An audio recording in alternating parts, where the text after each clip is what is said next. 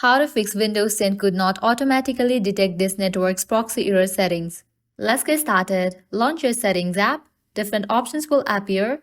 Now head towards this option of Network and Internet. Open it. Now at the left corner, you're going to find different options. Click on this option of Proxy.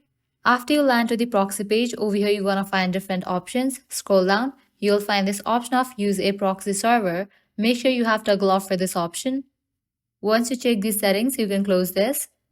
Now at the bottom left corner, you can find this search box. Over there, type in command prompt.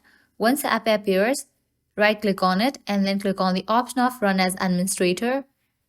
Now over here, you have to type in the command prompt, netis space winsock space reset and press enter. Applying these solutions, your problem will be fixed. So this is how you can fix Windows 10 could not automatically detect this network's proxy settings error. At the end, if you guys find this video helpful, don't forget to like, share and subscribe to our channel. Thank you.